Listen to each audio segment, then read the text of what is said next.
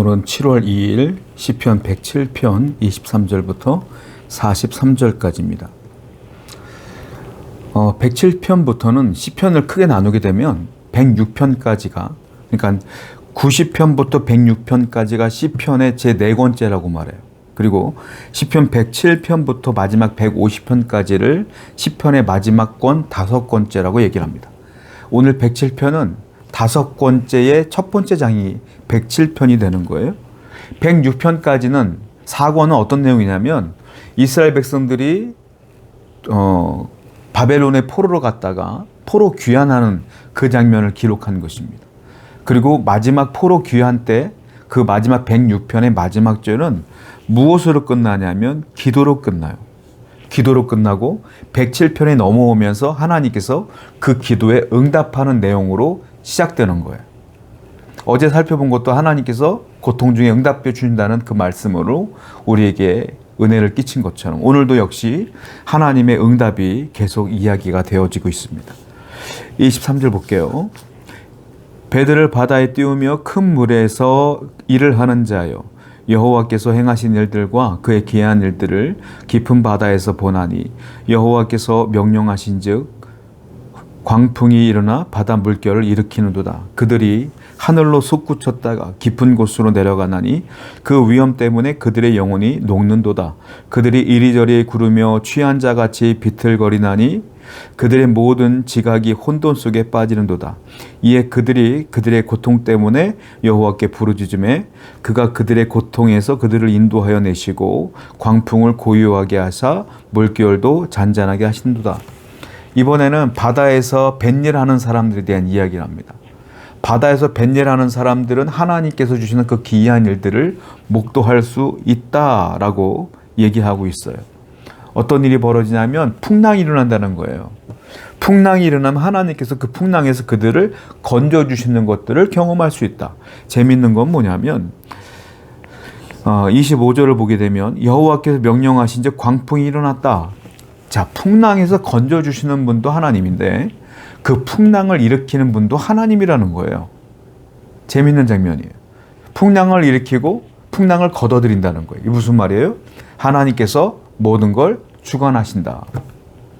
우리의 하나님의 모든 걸 주관하신다는 거예요. 이것을 누가 경험할 수 있느냐면 그 풍랑 가운데 바다 가운데 있는 뱃일하는 사람들은 눈으로 목도할 수 있다.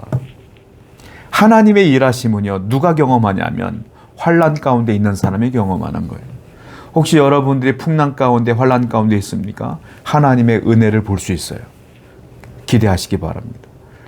풍랑도 하나님이 일으키고 풍랑을 하나님이 걷어가기도 해요. 즉 하나님의 주권을 인정하고 어떤 일을 하든지 간에 하나님께 기도하며 나아가는 여러분 되기를 축원드립니다. 재미있는 게 있어요. 파도가 치니까 배가 어떻게 해요? 올라갔다가 내려갔다 올라갔다 내려갔다 한다는 거예요. 그러니까 배가 흔들려요. 여기 보니까 그걸 어떻게 표현하고 있냐면 그들이 취한 자같이 비틀거리나니 비틀거린다는 거예요. 그래서 뭐라고 말하죠? 그들이 취한 자처럼 비틀거리나니 그들의 모든 지각이 혼돈 속에 빠지는도다. 모든 지각이 혼돈 속에 빠진다. 풍랑이 일어나니까 지각, 그들의 지혜, 그들의 지식이 혼돈 속에 빠지는도다. 이 혼돈 속에 빠진다는 건 발라라는 단어를 써요. 발라는 무슨 말이냐면 삼켜버린다는 뜻이에요.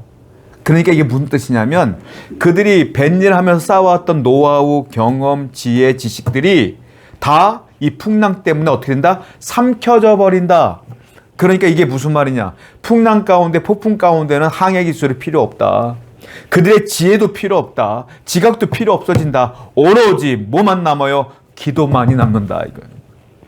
그때 무슨 지혜로 그 풍랑을 이길 수 있겠어요? 풍랑을 걷어가실 분이 하나님이니까 뭐 해야 된다? 기도해야 된다. 보니까 뭐라고 했습니까? 그들이 고통 때문에 여호와께 부르짖음에 또 나와요.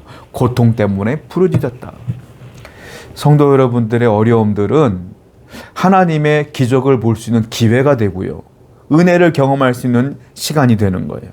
그리고 중요한 게 있어요. 내 지각이, 내 지혜가 아무것도 아닌 것처럼 되는 순간, 그냥 그 환난 가운데 삼켜져 버리는 그 순간이 바로 하나님께 기도할 수 있는 시간이에요. 그때 하나님이 일하십니다. 하나님은 언제 일할까요? 내 지혜가 쓸모 없어졌을 때, 내가 할 수 있는 게 아무것도 없을 때 하나님은 일하셔요. 오늘도 하나님이 여러분의 인생 가운데 일하여 주실 것입니다. 30절 볼게요. 그들이 평온함으로 말미암아 기뻐하는 중에 여호와께서 그들이 바라는 항구로 인도하시는도다. 여호와의 인자하심과 인생에서 행하신 기적으로 말미암아 그를 찬송할지로다. 백성의 모임에서 그를 높이며 장로들의 자리에서 그를 찬송하리로다. 하나님께서 어떻게 한다? 그러나 그들에게 기도를 들으신 하나님께서 평온함으로 말미암아, 즉 평안을 주신다. 근데 평안을 주시는 것으로만 끝나지 않고요, 그들을 안전하게 항구로 인도해 주신다. 평안과 인도하심의 은혜가 같이 온다. 누구에게? 내 지혜가 삼켜졌을 때에 그 고통 가운데 부르짖는 헤세드의 은혜를 받은 하나님과 언약 관계에 있는 백성들에게는 이 평온함과 이 인도하심이 있다. 오늘도 하나님은 반드시 여러분들에게 평안한 환경과 인도하시는 은혜를 허락하여 주실 것입니다. 그 다음 또 볼게요. 33절 볼게요. 여호와께서는 강이 변하여 광야가 되게 하시고 샘이 변하여 마른 땅이 되게 하시며 그 주민의 악으로 말미암아 옥토가 변하여 그 주변의 악으로 말미암아 옥토가 변하여 염전이 되게 하시며 또 광야가 변하여 못이 되게 하시며 마른 땅이 변하여 샘물이 되게 하시고. 이게 무슨 말이에요? 마른 땅이 변하여 샘물이 된대요. 광야가 변하여 연못이 된대요. 강이 변하여 또 광야가 된대요. 샘이 변하여 마른 땅이 된대요. 뭐예요? 좋은 게 나쁜 게 되고 나쁜 게 좋게 된다. 하나님께서는 이렇게 자유롭게 모든 것들을 바꿀 수 있는 능력이 있다, 이 말이에요. 그러니까 여러분들의 환경이 광야입니까? 광야 같아요? 메말라 있어요? 하나님께서 역사하시면 그 광야 가운데 연못이 생긴다는 거예요. 그 광야가 옥토로 바뀔 수 있다는 거예요. 그런데 여러분들이 죄를 지으면 내 인생이 옥토 같아도 광야로 바뀔 수 있다는 거예요. 즉 뭐예요? 하나님이 내 인생을 주관하시는 것을 믿으라. 그러니까 어떤 일을 하든 간에 뭐하라? 하나님께 맡기고 그를 인정하라. 범사에 그를 인정하라. 그리하면 그가 내 길을 지도하시리라. 이 말과 똑같은 거예요. 하나님은 범사에 하나님을 인정하세요. 기도하세요. 하나님이 여러분들의 삶을 바꾸어 주실 것입니다. 기도하겠습니다. 우리 하나님을 언제나 찬양하고 하나님을 믿으며 신뢰하며 하나님의 주권을 의지하여 기도하는 성도들 되게 해 주시옵소서. 예수님의 이름으로 기도드렸습니다. 아멘.